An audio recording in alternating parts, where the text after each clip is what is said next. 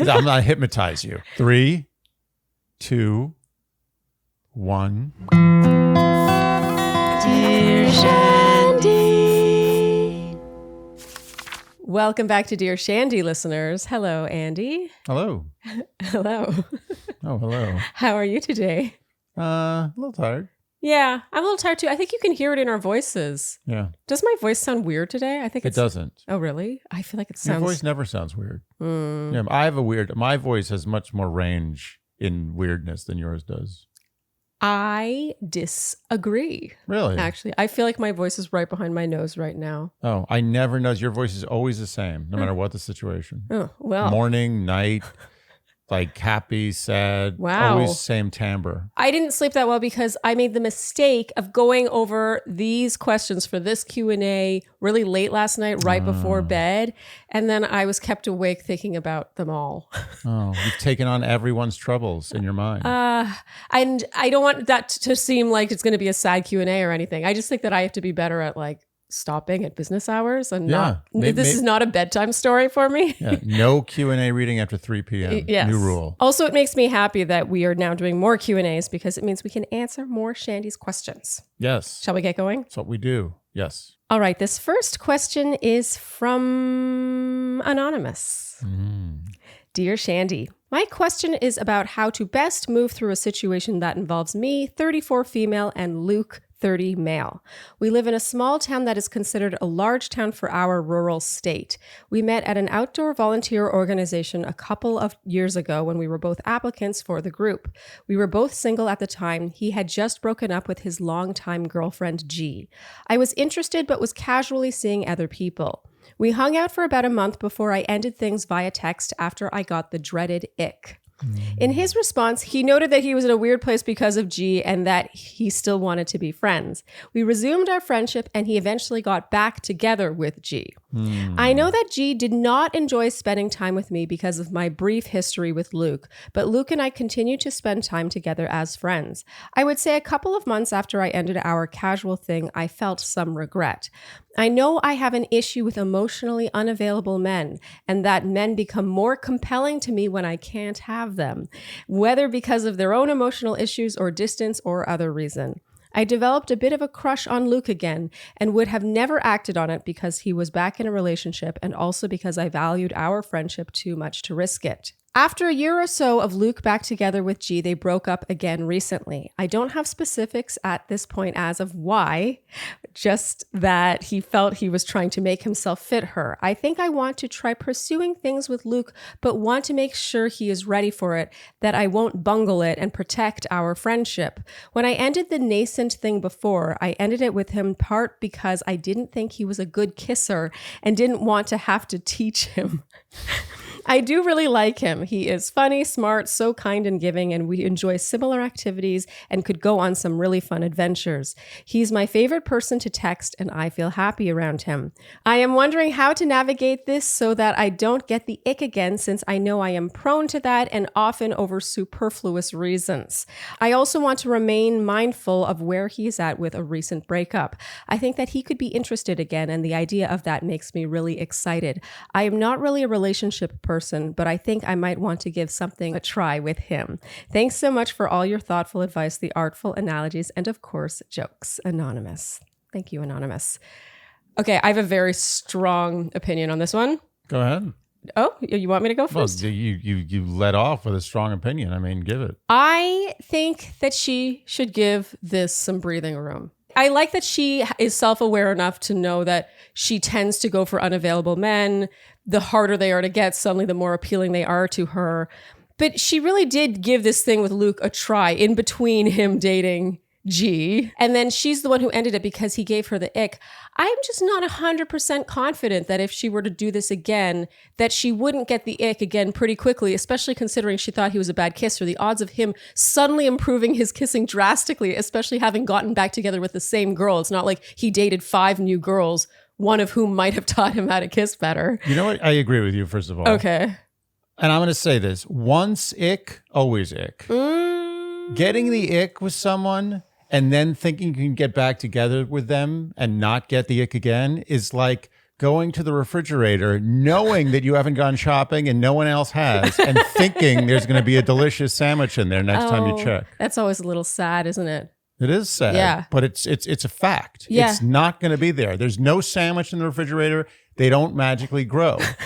The ick, once planted, never stops. So I agree like 90%. I think once in a while, maybe time passes and the person really matures or grows or suddenly develops some kind of game or something. But I agree with you on the whole, which is that she knows that she got the ick from this guy. I actually think his relationship with the other girl is sort of irrelevant. Totally irrelevant. The only purpose G really serves in Anonymous's story is that she keeps Luke from being available to Anonymous. Yeah, what happened is she got the ick. You want me to keep the refrigerator analogy, or is this I love it. I love it. Yeah. So she basically, she's sitting at home. She checks the refrigerator, nothing in there. It's like, I really would have liked a sandwich. She leaves the house, goes out for a long walk, takes a stroll in the park, feeds some squirrels, comes back to the house. Oh, but she also eats out. Excuse me, I didn't realize it was a team effort on this analogy. So she goes out, comes back to the house a few hours later. She's had a big day. Okay. Comes back to the house. She doesn't have a roommate, but she says to herself, maybe somebody came into the house, snuck in, and dropped some groceries off in my refrigerator to be nice. And she checks the refrigerator again with a big smile and realizes no sandwich. Oh, a big... That's what's happened A here. big expectant smile. Yeah, like I've been gone for so long, something might have happened. Yeah. No, it's still the refrigerator that it was before. No one's come into your house. Don't go back to the ick. The ick is the ick. Look, if you got the ick in 5th grade with somebody and then you meet them when they're 35, fine. Absolutely, maybe the ick is gone. That doesn't count though. Yeah. As adults, the ick doesn't go away, period. What's key about the fridge analogy is that you have no one to blame but yourself. Yeah. She's the one who didn't go grocery shopping. She's the one who didn't stock up her fridge. She didn't blah, blah, blah, whatever. Yeah. In this case, she knows that she gets the ick with Luke. She knows that she has a tendency to lose interest in people when they're available and gain interest when they're not available. I do think she values her friendship with Luke, and that means that there's something to lose here. And you know what I feel reading this? I feel bad for Luke. No. I feel like Luke's emotions are being a little toyed with. And I think that Anonymous, I hope we're not making you sound like the bad guy here, because I think it's totally natural. I think this happens a lot. You know, when you have someone and you're like, I don't really want them, but suddenly you can't have them anymore. And suddenly they're a lot shinier and newer than they were. You know what creates the illusion of no ick? Is not being able to have it. Yes, 100%. So that just makes you human. But I think you should just be friends with Luke for a while and be a good friend. So that means, you know, supporting him through his breakup and not instead angling to get back together with him because you've decided you're no longer icked by him. I think that makes you a better friend. And then you can decide down the road, if you're both feeling the same way, whether or not that's something you want to pursue. But for now, you know, let it rest. Already when they got together, it was in between him dating this other person. I just feel like, could it just be for a little while? Can I tell you what this sounds like? What? It sounds like a small town situation. Oh. And I don't mean that in any derogatory way. It's a disadvantage to live in a small town. The smaller the town, the more naive the dating situation is. The smaller the pool, and therefore when someone is available, then suddenly it feels kind of like you need to pounce on that maybe. But it's all high school. Everything becomes like high school. This feels a little high school because to me. It's too small a pool, Yeah. as you said. The smaller the town, the smaller the pool, the more high school it gets. And what is high school? High school is lack of experience. To me, this smells like lack of experience. Like this going back to the well of ick, to me, is a symptom of living in an unnaturally small pool. It's too intimate. Yeah, and you know, sometimes I think that can work in people's favors. Absolutely. When like sometimes, you know, when tourists come to the city and you see them walking around, sometimes I'll see a couple and I'll be like, that couple would never be together in New York City. Yes. And I don't mean that derogatorily. It's something that's just obvious, and anyone who's lived in New York a long time would agree with me. 100%. Yeah. Small town giveth and small town taketh. Yes. In this case, I think it's taketh. And I think that you have to recognize that you're in a small town and then say, I have a disadvantage, and say, what is my behavior looking like as a result of this small town? And can I acknowledge it and try to avoid these pitfalls because of my disadvantage. Yeah. I just think that if she forces this and gets back together with him sooner than he's ready, right now it should just be about him figuring his stuff out after breaking up, presumably for the last time with G. It should just be like them being friends for a while. Yes. To see what happens. Yeah. Friends. How about just friends? Friends. And look to the other 7 guys in the town.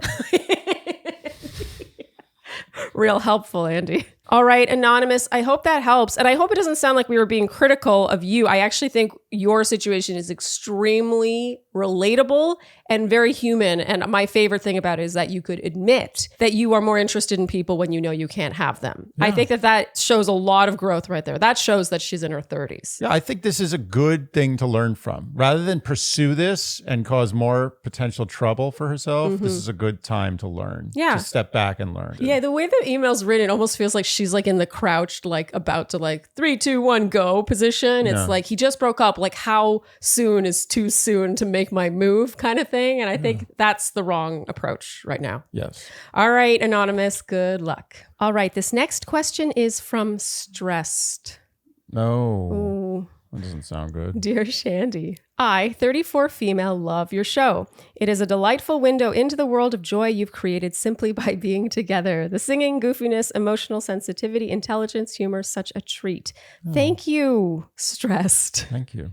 I'd appreciate your thoughts if you choose to A my Q. I trust your opinions, the incredible thought you put into them, and it melts my heart how much you care about us Shandys. Oh, that's very sweet. Thank you, Stressed. Again, thank you. Stressed. I've known Lucy, 35, for 12 years. She works at a company I left last year. She's a real-life bully. She spreads false rumors about people and campaigns to get them fired in retaliation for what she views as threats to her position of power. That's just one of a plethora of toxic traits. A few former colleagues recently formally complained about her, but nothing changed since she's the boss's niece. I put up with her to avoid conflict, but never considered her a friend. When I changed jobs a year ago, I thought she was out of my life. Cue ominous music. My problem is twofold. One, Lucy has texted many times since I left asking to hang, saying I was her closest friend at work. I was initially taken aback, but I guess it's not surprising as I don't think she has many friends. I have continually said I'm busy or not replied to texts, but the attempted fade out isn't working. My husband thinks I should break up with her, but I am afraid of getting on her bad side, as weak as that sounds. Our industry is small, everybody knows everybody, and I don't want the next starring role in Lucy's malicious gossip. 2, recently, Lucy texted me about a young girl, 22, started work after I left, having an affair with an older colleague, 37, male, married with kids. It's blatantly a lie. I think she is trying to get the girl fired because she publicly disagreed with Lucy about a big project, and the male colleague sided with the girl. He was also among those who complained about Lucy, so she clearly has it out for him too. It's beyond spiteful. Rumors like this can ruin lives, and Lucy has the capacity to do so. She completely lacks empathy, is deeply insecure, and has the boss's ear. Nepotism wins hard here. 1, should I break up with Lucy or stay the fade out course? If the answer is to break up, any ideas how to navigate it given the circumstances? 2, should I warn the guy about Lucy? He and I were friendly but not close, and I worry I'll get dragged into drama. That said, I'd feel horrible if it blew up, and I could have said something to stop it. I'm also concerned for the young girl, but I've never met her and am not friends with anyone from her division in the company whom I could enlist to help. I got so anxious about this a couple of nights ago that I started crying. My husband, trying to comfort me, asked if he should text the male colleague about Lucy on my behalf. It's sweet of him to offer, but I know I'd still end up entangled. FYI, my husband is a real man at 39. Unrelated, but thought you might like the extra color. That's a real man offer. Yeah, totally. All of us live in an Asian city and are part of a tight-knit community of expats. Neither Lucy nor I have kids, and she's single. Much love, Stressed. Oh, I can see why she's stressed now. This is one of the ones that stressed me out last night. You know what I would say? What? Start interviewing for another job. Well, she already left. Stress left this workplace a year ago and has been trying to fade on Lucy for a year. So what's she worried about? Well, I think that first of all, Lucy's not getting the hint. Okay, so that's interesting. Your reaction is very interesting. You're like, what's the problem? How did I miss that? Well, she said it twice. She left the company. Oh, wow. I don't know how I missed that. I was so stressed about the situation. I wasn't listening to the details. Yeah, no, she no longer works there. So she's in a really good position, actually, because it means that she doesn't need to cower as much to Lucy. Oh, this is, as a matter of fact, this is almost delightful. She gets to treat Lucy the way Lucy deserves. Oh. Without any real ramifications. Oh, well, I mean, she said it was a tight-knit group of expats. So what is Lucy going to do? Try to ruin her life outside of the company? Yeah, that's the thing. I feel like Lucy's reputation has already, caught up with her. It's just in this work environment where nepotism wins, you can't really get on her bad side, so everyone's dancing around it. Lucy's power ends at this company. I think that Stressed should absolutely go scorched earth on her. She should be the hero here. She should fix the problem of Lucy. Tell everybody what Lucy's up to, and mercilessly break up with her. Ooh, wow. Mercilessly. Be like, you are a terrible person. I know what you're up to, and I won't get coffee with you. I won't even think about you while I'm making a coffee. Oh my God. Go fuck yourself, Lucy, you bitch. Okay, wow. I don't agree with you. Only because, look, I think that that's like a great movie ending. Like if I'm paying money to go to the movie theater, which apparently we don't do anymore, but I want a dramatic, satisfying ending, 100%, I want that ending. But this is real life. I don't think that is going to alleviate her stress anytime soon. And I say that because I relate to her. Like I was stressed reading this email. It kept me up last night. So I think that stressed, you should stay the hard fade out, bordering on ghosting course, because I think that it is impossible, as unself-aware as Lucy appears to be, that she will not get the hint eventually. You can almost force the issue by the border ghosting. Just reply to one out of every 4 texts. You're too busy. You're traveling. You have too much on your plate. Sorry. And Lucy will have to get the hint. And if she doesn't, that's on her. You've made it clear in a myriad of ways that you are not close with her. And she should not feel close to you. And the coworker, the 37-year-old coworker, she was friendly with him, but not close. And one of the joys of no longer being in that company means this is not her problem. He's a grown man. The 22-year-old person is also a grown woman, technically. I mean, she's an adult. This is not her problem. This will be a life lesson for them. Yeah, I mean, I agree. I was kidding. I have to admit, that's the ending I would pay to see. Clearly, I would want to see that. Yeah. Like as a fantasy. Yeah. But obviously, she should extract herself. Lucy is the kind of person that whether you're working with her or not, or whether she lives in another country, you don't want to deal with a person like that. Yeah. Lucy seems like I don't want to throw out the word narcissist, but she's in that like not borderline antisocial behavioral issue category. Yeah. There's something wrong with her. Yes. You do not want anything to do with that kind of person. You don't want to be on the peripheral of their universe, even if you're not working in the same company. So I would say 100% ghost light, so you don't cause any major problems. Ghost light, ghost medium, ghost heavy. Yeah. Fully ghost. Okay. And don't tell anybody else about what's going on. It's not your problem anymore. No, it's not. It's not her problem anymore. No. She's moved on. That's the thing. And I know that might sound a little harsh on the 37 male coworker, but I guarantee you, if he heard it from Stressed, it would just involve her. Like, it's possible that Stressed is the only person Lucy has told that she thinks they're having an affair.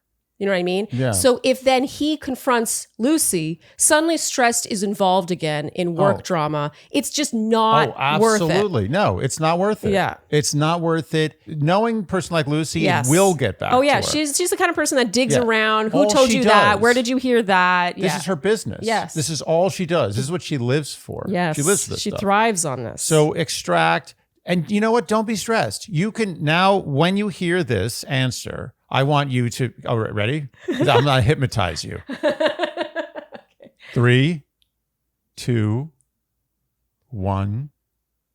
No stress. Okay. Factor in your fridge, factor in your mouth, but there's one place you won't find factor, and that's in the garbage. That one really kept me on my toes, Andy. Yeah. I'm still not sure what to make of that. But you're right. You will not find factor in the garbage. Yes, because it is so delicious. You will scrape the container. Yes. Clean. Clean. You will lick it. Lick it, then put water in it, shake it up, and drink it. So factor is a game changer for when you need to eat healthy, you want to eat tasty, but you don't have a lot of time. Also, maybe you do have time, but you also just don't feel like cooking. That's where factor comes in. And I've got to tell you, right now, we do not have factor in the fridge because we finished our last one yesterday. And I am extremely bummed because I was looking forward to having one for lunch today. And then I opened it and realized we were out and I was like, Yeah, you could say that you didn't factor that in. no. So factor meals are chef prepared, dietitian approved, and they're shipped directly to your door, never frozen. This is key. That means it doesn't have that pre-frozen taste. Yeah, that's soggy, sad, lifeless taste and look and feel. Yes, you just heat it up in 10 minutes or less, and then you're ready to go. There's no faster way from fresh to your mouth other than you being a master chef and making something in 5 seconds. Or ordering takeout, but you know how much more money takeout costs than Factor? With Factor, the dishes truly are sophisticated. They're a step up. You can taste it immediately. I've mentioned before that my favorite dish has a chutney on the side, and you have over 35 different options to choose from, and you can specify calorie smart, vegan, veggie, or keto. So no matter what, your lifestyle is taken into account. So head to factormeals.com/Shandy50 and use code Shandy50 for 50% off your first box and 2 free wellness shots per box while subscription is active. Again, that's 50% off your first box with code Shandy50 at factormeals.com/Shandy50 plus 2 free wellness shots per box while subscription is active. You know what I was thinking about yesterday when I was washing my hair with Pros, Charlene? Oh, what were you thinking about? I was thinking about how I want everything in my life to be as bespoke as Pros is for my hair and scalp. Doesn't it make you feel so good and taken care of? Not only is what's inside that bottle formulated specifically for your hair and the fact that you live in New York City with a certain zip code and a certain climate, but it even, to drive that point home, has your name right on the label. And just for kicks, they ask you what kind of fragrance you want. Or maybe you're sensitive to fragrance. You don't want any fragrance. I love that Pros gives you that option too. And the fragrances are the best shampoo fragrances I've ever used. Yes, they're very sophisticated, very nice fragrances. Okay, so Pros, we have to explain to any new Shandies what Pros is. It's bespoke, custom, made to order hair care with your name literally on the label. You fill out their online in-depth hair consultation where you fill out everything about how your hair performs, how you would like it to perform, and where you live, which is something that I hadn't taken into account. But it turns out in New York City, we have hard water. Yeah, hard. And that will impact how your hair performs. And then Pros takes into account 85 different personal factors when preparing for you your bespoke hair care regimen. The only way Pros can fail you is if you lie. Yes. Why would you do that? Why would you do that? I don't know. Yeah, that's weird. You really can't fail unless you just want to. I mean, honestly, you can really spot a liar if they're lying in their Pros questionnaire. Really? Yeah, I mean, if you're lying on that, you're lying with everything. Oh yeah, at that point you're just You just self-sabotaging. can't not lie. Like you have a problem. Yeah, you love lying. And I love to mention that Pros is an industry leader in clean and responsible beauty. All their ingredients are sustainably sourced, ethically gathered, and cruelty-free. Plus, they are the first custom beauty brand to go carbon neutral. So custom made-to-order hair care from Pros has your name all over it. Take your free in-depth hair consultation and get a whopping 50% off your first subscription order, plus 15% off and free shipping on every subscription order after that. Go to pros.com/DearShandy. That's PROSE.com/DearShandy for your free in-depth hair consultation and 50% off your first subscription order. I was expecting some sort of ding. No. A little bing. Yeah, a triangle. Can we talk about the triangle and what a perfect sound that is? Is that the thing? Do they do that when they hypnotize people? With Yeah, like, they sometimes is that do. still, or is that a movie thing? I think it might be a movie thing. They like swing the little the watch. I want to on get the chain. hypnotized so bad, but Yeah. it's never worked for me. I've seen people hypnotized. I actually, at college once, a hypnotist came to an assembly Okay. and hypnotized some people on stage, and a couple of them were friends of mine. Okay. And they legitimately were hypnotized. And they told me, I was like, are you joking? Were you in on it? Was it a joke? And they're like, no, I was legitimately hypnotized. Like, I couldn't believe it. And these are like kind of cynical people. Yeah. So I think it's real. No, I think that there's something to it, but I once volunteered for a situation like that. It didn't work. It didn't work on me. And I played along because I didn't want to humiliate the hypnotist. Oh, you played along. That's so Canadian.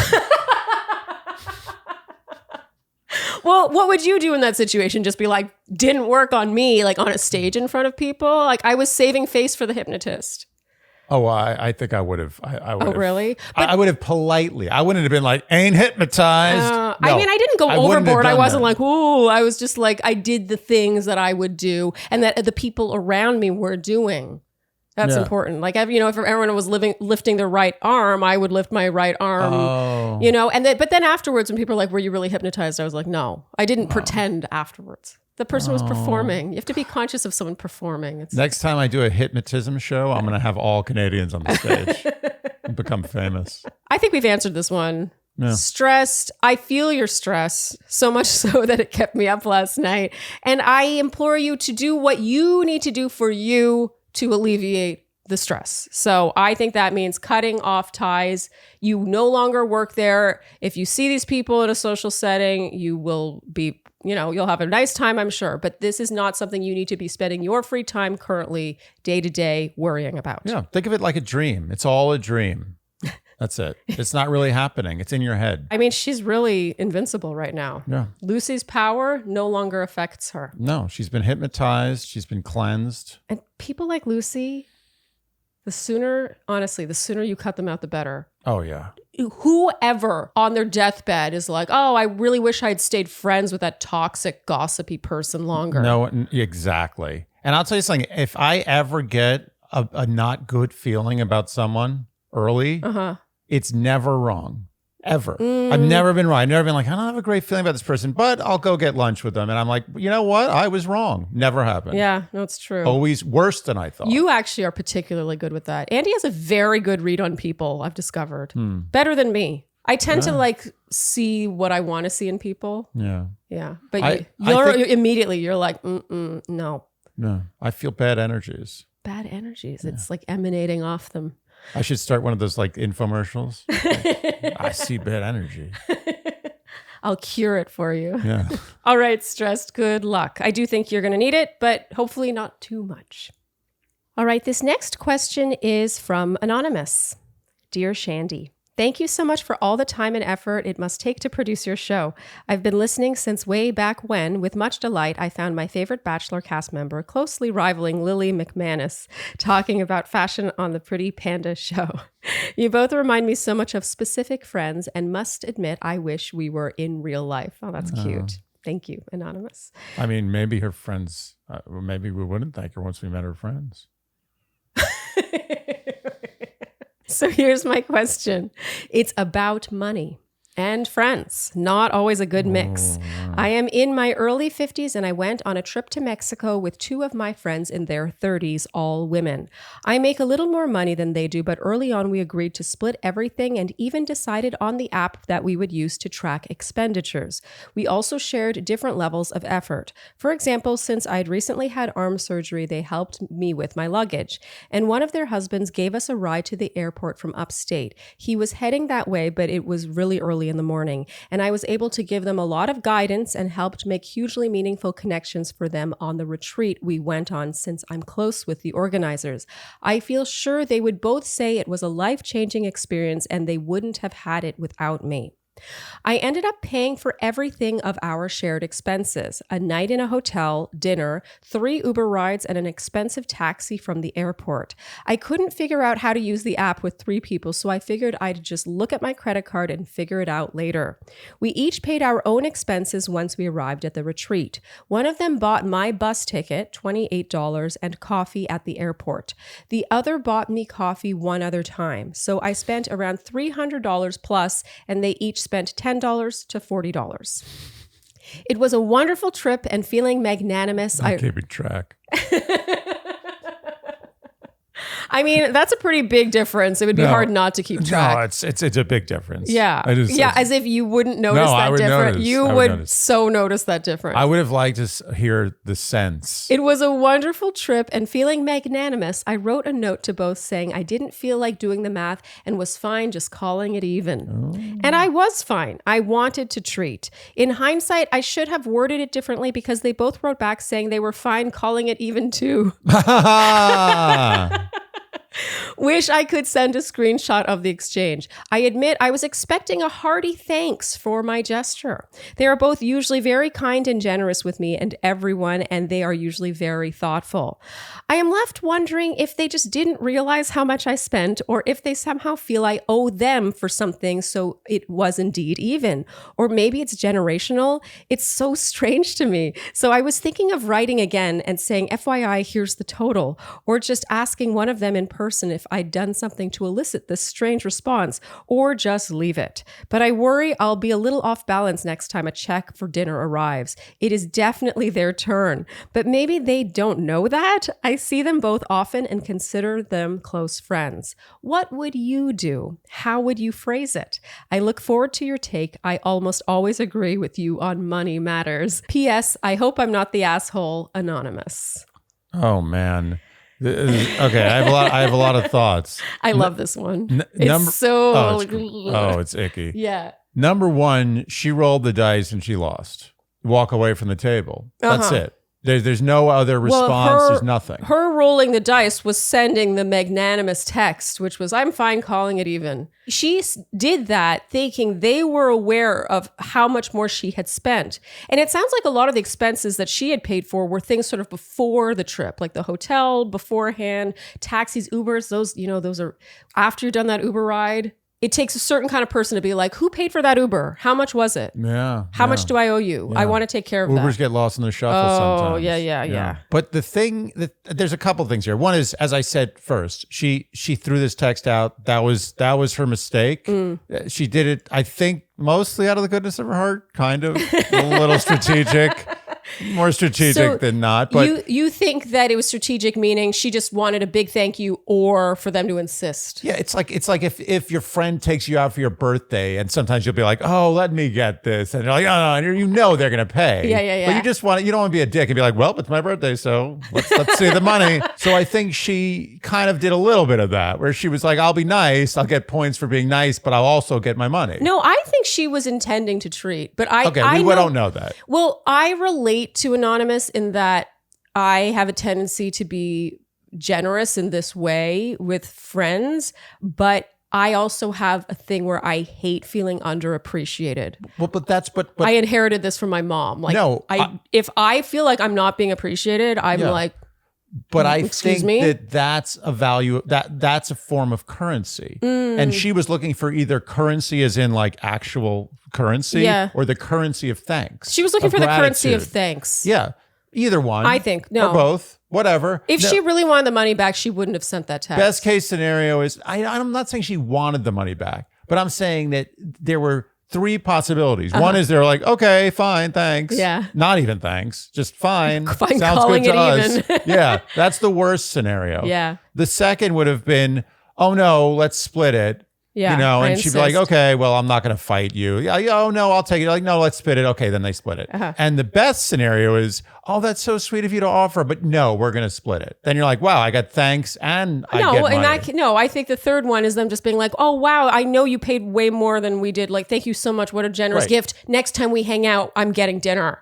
You're right. That's equal to that. Yeah. That's also great. Okay. That's like part B of the best possible solution. But she got nothing. She got the worst thing. Yes. Which is like, no thanks, no money, no acknowledgement, just terrible. Yeah. And she's right. It is generational. First of all, I think they think that she's like their mother. Okay. I was wondering if you were going to talk about the age. Yeah. The age is a big thing. She's here. in her early 50s and makes more money than them, and they are in their 30s. She didn't say where in their 30s. I don't think it's like a mother dynamic, but I do think that they have a sort of more like mentor maybe energy with her, where she's the one with the connections for this retreat. And it sounds like she did a lot of the arranging for it, which is why she would pay for the logistical things ahead of time. And I think that they think that she's well off and, she offered it and they probably see the $300 as being almost nothing to her, while to them it would be a lot of money. I think that they think it's a given that the older, more established woman. Given. No, I'm telling you. I don't think it's a given. Okay. They acted like it was a given. Their response suggests that they thought it was a given. This would bother me. I got to say, this would bother me. It would bother me too. This actually has happened to us. I think it's happened to us in different ways, individually, together. But it's the kind of thing where you get a meal with someone you haven't seen in a really long time. You have a great time and whatever. And you're like, oh, I'll get it. No, I'll get it. And you're like, no, I insist. Yeah. My treat. And then there's not really much thanks or anything. And sometimes, especially in this city, that meal can be really expensive. It can be a couple $100, right? Sometimes I feel people take offense. It's the most, everything in life seems like sort of like easy to do until it comes to paying for something together. It's like building a bomb. Will you start to notice the little differences in how you were raised, or what you notice, what bothers you, what bothers someone else? Yeah. And I really do think some people actively pretend not to notice or not to remember who paid for the Uber. And some people just genuinely they just don't think about it. Yeah. But there's so many little ways in which, like little forks in the road, that this can go. Absolutely. And I've been in every situation. Been in a situation where I've paid for a meal and I have a feeling the person's offended, like upset that I paid for it, like in a way that's not like, oh, I wish I had paid for it. Like, I feel bad. Like, oh, why? What do you think? You're a big special person for paying for my meal? See that? Oh my God. And also, I've been on the opposite end where I've been like, oh, I probably should have paid for that. I didn't. And that's my bad. And now I feel guilty. Yeah. I've been in the situation where I didn't pay and I felt like the person forced me not to pay and then was upset at me for not paying, even though they gave me no option. Yeah. It's every situation. Yeah. And they're all uncomfortable. But this is a situation where I think that, number one, she absolutely should have been given some gratitude. 100%. But number two, I'm 100% certain it's a situation where they either see her as like an established elder, even though she's not like that much older than them, but she's enough older than them that they could technically be her children. Technically speaking. Okay, let's say they're 35 and she's 52. Okay, yeah, technically easily. From a biological standpoint. There's a lot of 17-year-old mothers in the country these days. Sure. But my point is that they see her as this separate. They see her as a giver. They see her as a provider. And I think that's a generational thing. I think like 60 years ago, that wouldn't be the situation. But now it is, and that's something she has to accept. It makes me cringe. Yeah, but that's what they don't see it. I don't think they see it. I don't think they, for one second, either of them were like uncomfortable with the situation. They were like, "Oh yeah, sweet, yeah, pay for it. Yeah, I thought you would pay for it, so now you're acknowledging that, and we're good." So I have this friend who doesn't live in the city and who I see, once in a while, and she's younger than me, but not by a crazy amount, by less than 10 years. And whenever we get together, I always offer and she always accepts. And she never offers. And it's at the point now where we've just reached this dynamic where like I always pay. And because I don't see her enough, I don't feel the need to bring it to a head. If I saw her every month and she lived in the city, it would be something different. But it's like, it's not bankrupting me to get a meal every once in a blue moon. Is she doing okay financially? Well, she always does mention money stress at some point in the meal. So I do feel a sense of like... Does she give a lot of gratitude every time you pay? Not as much as I would Not as much as you desire? Yeah, but I have to admit, like, I kind of put myself in this position. And I think in this case, Anonymous, you have kind of put yourself in this position with this exact circumstance, meaning you sent the magnanimous text. And I think that is where this needs to end. And I hope that next time you get dinner with these friends, given how generous and thoughtful you have described them to be, they will in the back of their mind somewhere will be like, oh, I think you paid for more on that trip. Let's pool in together and get your meal, or let's get you a round of drinks or something. I would like to think that. But I also think there's no guarantees, and you will need to let this one be water on the bridge, under the bridge. This is a lesson, a lesson that cost a couple $100. What I would do is the next meal, I would just sit there. I'd be ordering coffees for 7 hours. I wouldn't ever, this check would be sitting there. I'd just be like, oh yeah, one more coffee. It'd be an absolute standoff. I'd stay there until the closing time. I couldn't handle it. It's too awkward. I would just end up pulling out my card. Yeah. I wouldn't be able to do it. Yeah, I guess I would too. Yeah. It's big talk. Money is just a minefield. And we've both been there. Like, honestly, in my life, there have been times where I feel like I've been not doing well financially, and I've been with someone who's doing very well financially. Mm-hmm. And it's kind of an assumption. I'm like, they're going to be paying for more things. And there's been vice versa, where I've been doing well, and I've been with someone who's sort of hit the skids. Mm-hmm. And it's just like, I pay because that just seems right. Yeah. But when it's not that situation where it's like a friend, a long-term close friend, where you're kind of like, shifting in life and you're sort of taking up the burden, this is just weak behavior. I think so. And she put herself out there. There's nothing she can do about it. There's no point in making this a big thing. Yeah. It's it. It's over. But I would say next time, as we discussed, next time there's a meal, I would drag it. I would wait as long as possible. I get the feeling from this email that she's like us, and she'll be like pulling out her card like she can't help it. She's like trying to stop herself, but she's putting it down. But then the resentment will grow. It will grow into a forest. Well, the resentment's already growing. The resentment is growing. And I think if they go to a meal and they do not offer at all, there is no acknowledgement of the fact that she paid literally 10 times the amount. She says they're generous, they're lovely, all these things. Okay, but I do think that's where you... On a very, on a micro level, you categorize them differently. I don't mean to, but I always pay attention to which friends are like, oh, actually, you didn't get any drinks at this meal and we all got 3 each. Like, how about you don't leave a tip? You know what I mean? I completely agree. Am I crazy? You know what? This is a wait and see. Maybe if she waits and doesn't say anything, doesn't do anything, and just keeps an open mind, like come the next holiday, she's going to get an amazing gift from them. And she's like, oh, I feel so bad for, now I feel guilty. I hope so. And that's happened to me before, actually. Almost never. Almost never. I think literally one time. That's why I remember That's a 0.1% chance. Yeah. Usually it's the opposite. Usually I just get burnt again. Yeah. Or vice versa. I really wish age wasn't a factor in this, but I do think it is slightly. I think you're right about that. 100% a factor. Yeah. All right, Anonymous. Good luck. I hope that you still agree with us on money terms. Yeah. Get that app working. Charlene, are you wearing Skims right now? What do you think? I don't need to ask. I know. Ooh, how do you know, Andy? I'll model. Seamless, form-fitting elegance. I love Skims for their basics. You guys have heard me talk about this before, but I will demonstrate. But seriously, look at the seamlessness. I am wearing the Fits Everybody t-shirt bra underneath the soft lounge tank. And look, do you see a bra poking out around my armpits? You look like a cartoon character. There's no digging in the underwire. A cartoon character? Yeah. Where are the parts? Where are the bumps? Honestly, their pieces are just so perfectly designed to not have things sticking out in places or digging in places you don't want them to be digging in. And you've been going on a lot about their bras these days. Yes, they're bras. I mean, it started with the Fits Everybody collection. Everyone knows I'm obsessed with the bralette, the scoop neck bralette and the boy shorts.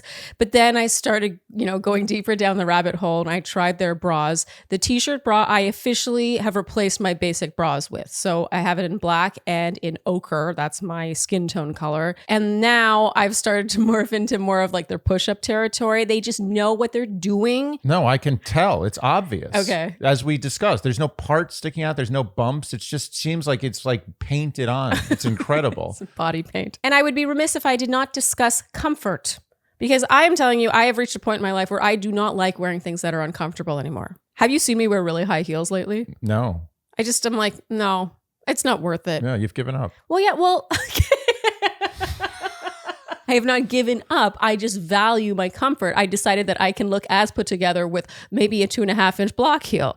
Meanwhile, with Skims, you get it all because you really do get that perfect fit, but you do not sacrifice any comfort. So believe the hype. Skims has over 100,000 5-star reviews for a reason. Skims bras are available in 62 sizes. That's 30A through 46H and are available now at skims.com. Plus, get free shipping on orders over $75. And if you haven't yet, be sure to let them know we sent you. After you make your purchase, select podcast in the survey and Dear Shandy in the drop-down menu that follows. And if you're looking for a gift for your Valentine or for yourself, Skims just launched their best Valentine's shop ever, also available at skims.com. a fee, apostrophe is the thing to make your skin dewy. I feel like you ran out of beats towards the end there, Andy. Too many syllables. But it worked because Apostrophe connects you with board-certified dermatologists so you can get prescription-level skincare without ever leaving the home. And let me tell you, once you get prescription level, you can really up your skincare game. And let's be honest, there are a lot of skincare items out there. It's a sea. It's a literal ocean of skincare. And how do you choose? You know what a good way to choose is? What? You know what is a good way to choose? Is to consult with an actual medical doctor. Yes. And with Apostrophe, you fill out their online consultation where you take selfies of your skin and type out what your skincare concerns are. And then that board certified dermatologist will review your information and prescribe you something. And I really do feel like seeing the doctor, like going to the doctor, feels like a really dramatic thing for some people to do. They're like, oh, I'll just go to my local wherever and get whatever cream the person making a commission off this sale tells me to buy. Yeah, whatever the lady's advertising on the TV. Yeah, on the TV. The famous lady. The famous lady who probably, by the way, at home has a dermatologist and uses prescription skincare. Yeah, and maybe Apostrophe. So we have a special deal for our Shandies right now. You can get your first visit with an Apostrophe provider for only $5 when you go to apostrophe.com/Shandy and enter promo code Shandy. That is a savings of $15, and this offer is only available to our listeners. To get started, just go to apostrophe.com/Shandy and click Get Started. Then use our code Shandy at sign up and you'll get your first visit for only $5. And we thank Apostrophe for sponsoring the podcast. All right, this next question is from Hallie. Dear Hallie? Hallie. Like Halley's Comet? Or just like Hally. Hallie? Like Holly with an A in the middle of it? Yeah. It's a Is that a pseudonym. name? It's a pseudonym. It's not her real name. That's not a real name. No. But that's not a real name for anyone. Well, is stressed a real name for someone? yeah, but she's trying to make this a name. It's a funny thing to take issue with. Dear Shandy, longtime listener, first-time writer, feel free to omit this for time.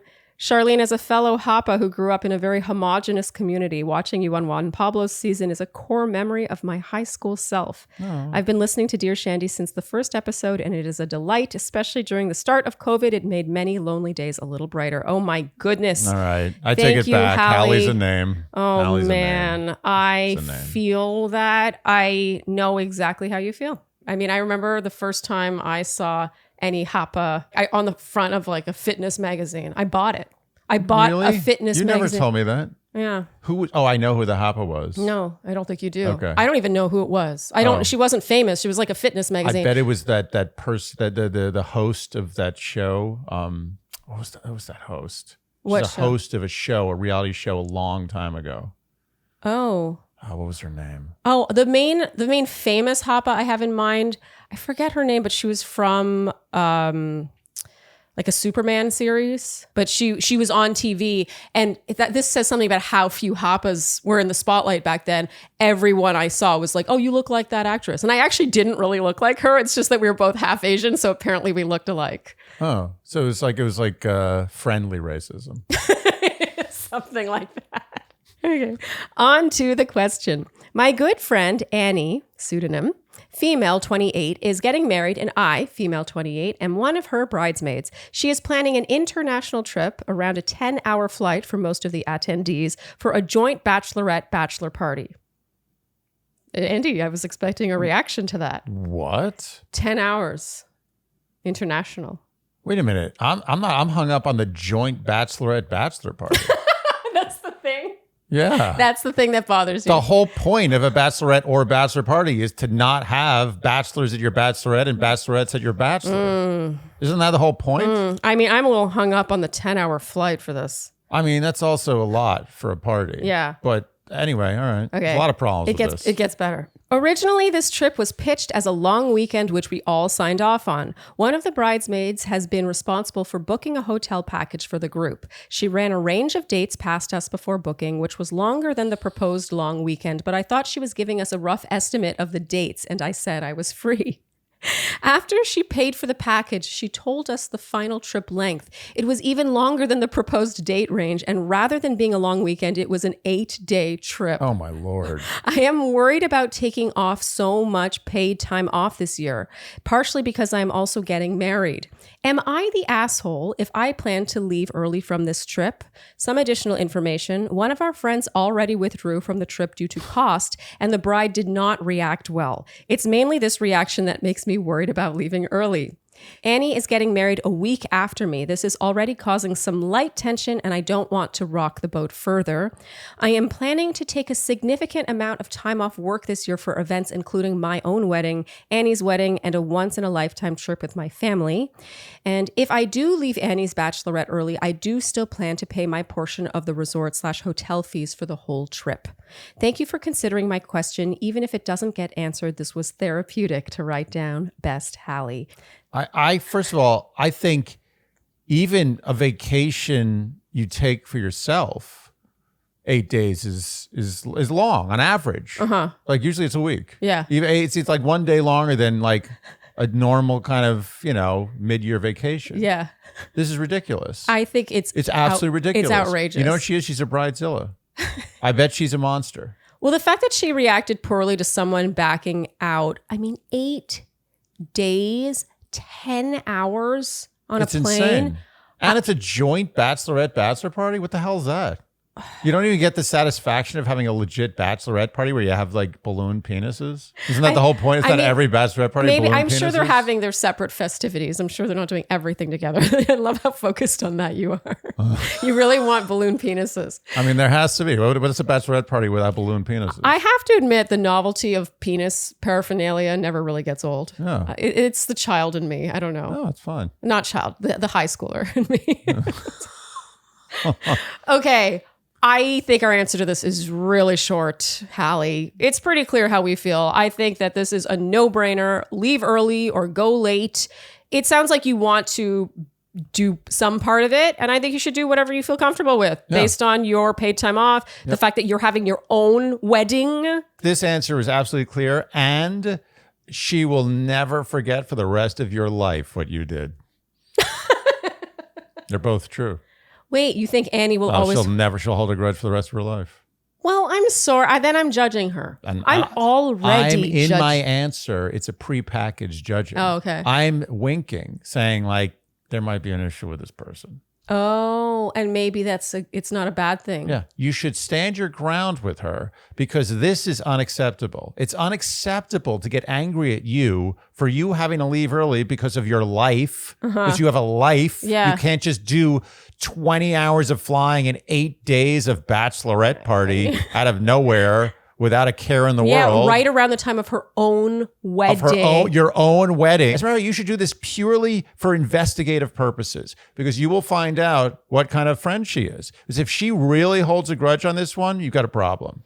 And that's something else you need to think about. I also feel you should do this sooner than later, and make sure it's known sooner than later, because I don't think you'll be the last person to do it. Like the other girl already dropped out.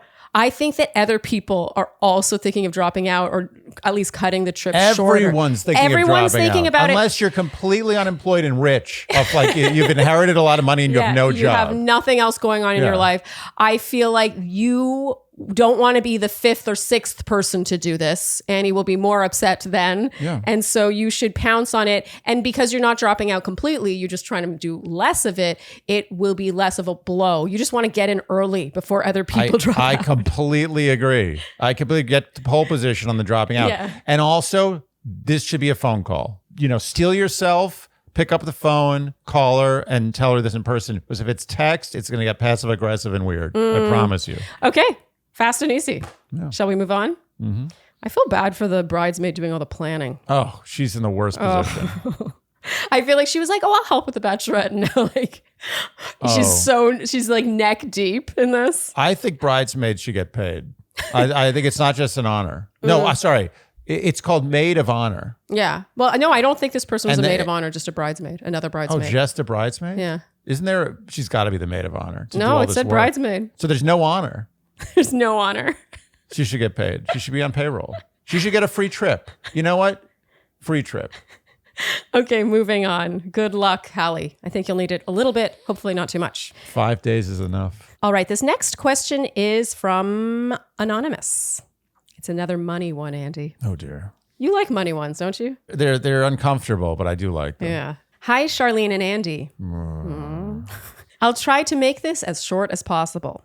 My 82-year-old mother-in-law lives on a property with 2 homes, a 4-bedroom home and a 700-square-foot bungalow that are about 100 feet away from each other.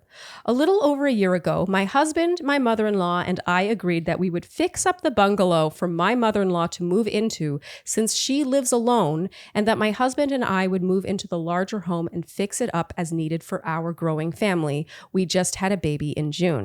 Keep in mind, this was my mother-in-law's idea.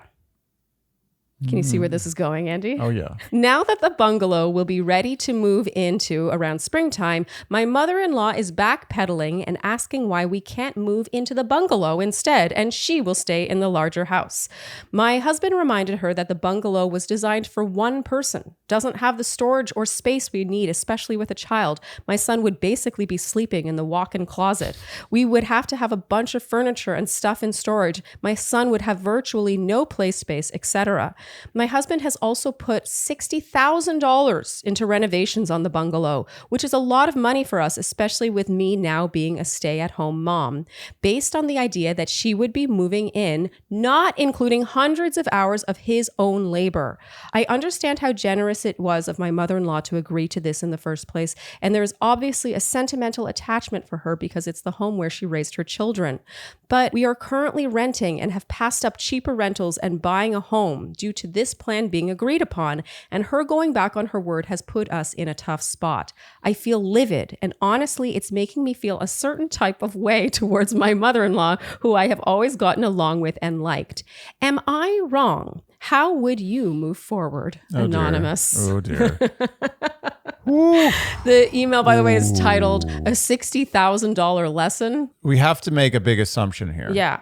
The assumption is that there was a very clear offer. Yes. As opposed to a conversation where she's like, well, maybe you could move into one of the places, maybe even the bigger one. You know, we can think about it.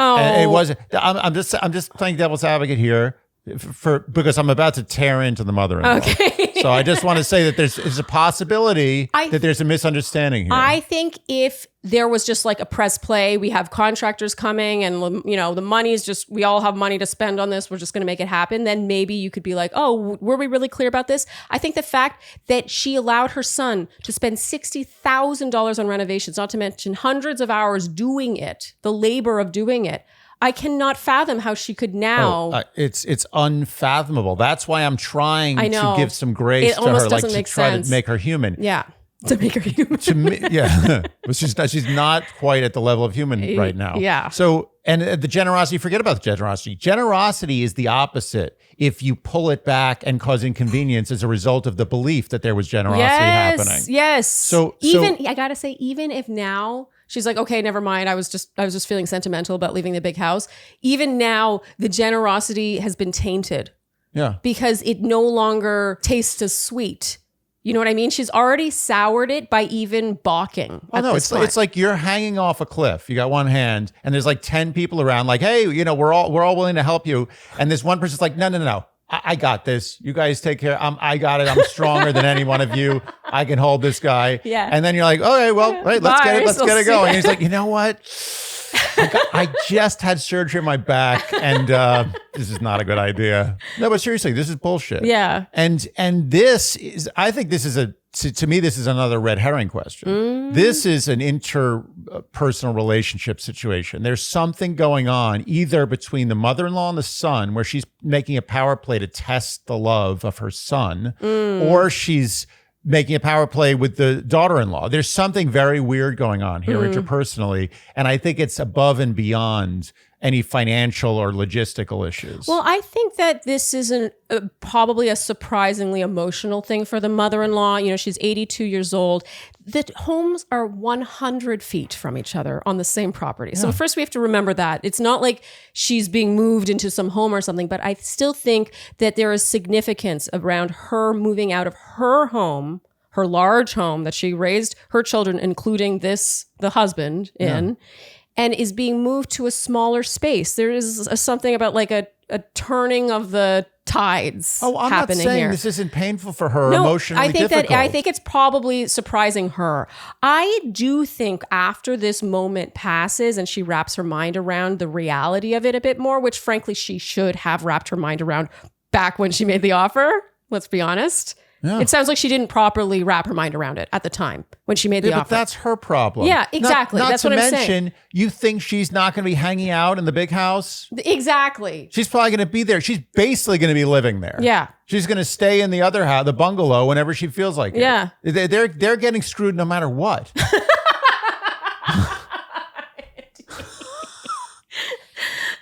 Not getting screwed. I mean, you know what I mean. No, I know what you mean. I think that this is going to need to take a putting foot down conversation. I do think this is not Anonymous's battle. It's the husband's battle. You know, and I'll be honest with you, out of pure pride and spite, I would say take your bungalow, take the big house, I'm leaving. You know. If I could afford it, if $60,000 wouldn't break my life, I would do that out of pure spite, and then the resolution would find itself. I do think that she would definitely be like, "Oh, okay, never mind. Exactly. Like, I don't want you moving off the property." I would go all in. Just that's it. Okay, you want to do that? Yeah, I'm all in. Yeah. Bye. Let's see what happens. We're going to take our baby, our family, away from you to go live in another house, another option. And you know what? I'd be willing to do it. I wouldn't do it as a bluff. It would be a bluff because I wouldn't want it to happen, but I'd be committed to the possibility that I would have lost 60 grand and moved somewhere else. I don't think that has to happen here. But I think that's the move. You fight fire with fire. She just pulled the biggest power play. Mm-hmm. I mean, this is not funny. I mean, I'm kind of making light of this, but it's not funny. It's infuriating. It's financially handicapping. It's a terrible situation she's put them in. And they've missed out on other opportunities with homes and rentals. But it's also so disrespectful. Disrespectful is not exactly the word, but it's so inconsiderate. Yes. To think that, they have a child and they'll just figure out, they'll put him wherever. Yeah. They'll put him under the bed. Who cares? Under the bed. Like, what is she thinking? This is crazy. Slide it under there at bedtime. Yeah. You'd have exactly. Like on a doggy bed. Build like a dolly. Yeah.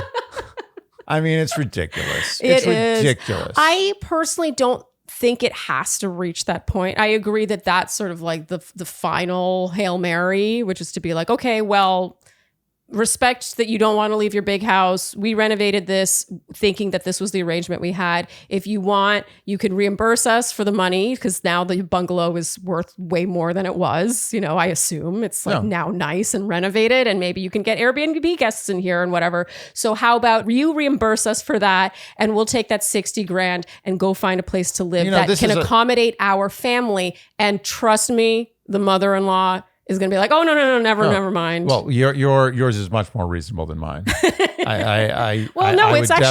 a hybrid of your suggestion. No, but I reacted out of anger. But what you're doing is a perfect hybrid, as you call it. It's calling her bluff, really. It's calling the mother-in-law's bluff. Because it's a very reasonable offer. You're like, well, I put 60,000 in. You have this beautiful bungalow now. Yeah. It's all souped up. You can make money on that bungalow now. Yeah, so just give me the 60 grand back. And we'll call it even. Yeah. Have your big house and your small house. And I mean, she's already getting a deal. She's gotten hundreds of hours of labor for free via her son. No, there's no victims. I mean, I still think they're the victims, Anonymous. No, there's no victims if he does what you say. Oh, yeah, they're victimized by inconvenience. They've spent so much time, the money aside, they've spent so much time like planning this. They have a newborn. It's unbelievable. But I'm trying to have grace for the mother-in-law because I do think it probably is a very emotional thing to be, I don't want to say kicked out. She's the one who offered this, but to suddenly she's probably feeling attached and suddenly faced with the reality of her own offer. And suddenly she's like, oh, I'm reaching a stage of my life. But this is as good a situation as many mothers-in-law can hope for. She's basically living in a spare bedroom. It's an amazing arrangement. Yeah, for isn't this her. what she wants? She wants to be near them. I think she's very lucky that they are going to be on the same property as her. She gets to be with her grandchild every single day. Like, are you kidding me? This is fantastic. I think she's being a baby. She is being a baby, but isn't that what happens? I guess. Isn't that so interesting? Yeah, you revert. People revert. They become more and more baby-like. Well, yeah, you want to be babied. You've given so much, and she has. She's raised children. Yeah. She's had a household. Yeah. She's worked her whole life, and now she wants to be babied, and she earned it. But she didn't earn acting like a baby. Yeah. You can be a little babied. And you know what's going to be a hell of a lot easier for her to be babied is if she lives 100 feet away from her child. Yeah, and you know she's gonna have like the little bell in the ringing. Or a triangle, ding. Yeah, or just a light. She like Morse code coming out of the bungalow. Bring me another roll of toilet paper. That was fast Morse code. Okay, I think we've answered this. What we think they should do. I hope that it doesn't come to that point where they need to threat anything. No, I think your solution is perfect. And you know what's going to happen. Yes. She's going to feel bad and she's going to give them the big house. She should feel bad. Yeah. She's wasted their time. And maybe there's a little happy medium. Maybe they give her visitation rights. Say every Wednesday and Saturday you get to live in the big house and we'll go stay in a hotel. As it is, I think in the 4-bedroom house, she's going to end up having a bedroom. I'm telling you right now, that bungalow is going to be rented out to Airbnb. That mother-in-law is living in the big house. With her bell. Yeah, with the bell. So it can really be heard. She's going to win. She's going to win everything. I mean, this is her grand plan. You know what? Actually, I realize she's not a bad person. She's a mastermind. Yeah, she's like Dr. No. She's planned this whole thing. She sees how it all plays out. She's getting the big house, and she's getting the small house, and she's getting her bell. Yeah, her bell. Okay, Anonymous. Good luck. I definitely feel you need it. I mean, there's no question whether or not we think you're in the right here. I do think this is mostly going to fall on your husband's shoulders. Oh, definitely. You know, this is not something to get too involved in as the daughter-in-law. Just because sometimes things said in the heat of the moment when you're in-laws, you're not blood. Some of them can't be taken back. It's no bueno. Yeah. That could be permanent. Yes. He is unfortunately bearing this cross. I feel bad for him. Like all day he's like demoing the place, building walls and like jackhammering, and now he also has to do this. There has been a lot of very loud and purposeful sighing on his front. Yeah. Yeah. Yes. Well then, Andy, that is a wrap for this Q&A. All right. Okay. The heart and soul. Another one in the books. Another one in the books. I liked this one. Yeah. I love kind of sticky questions. Yeah. You guys know by now. Stickier the better. Yeah. And whenever there's money involved, I'm like, ooh, this extra stick. Oh, yeah. Oh, I'm sick. There's a lot of questions end up being around bachelorette parties.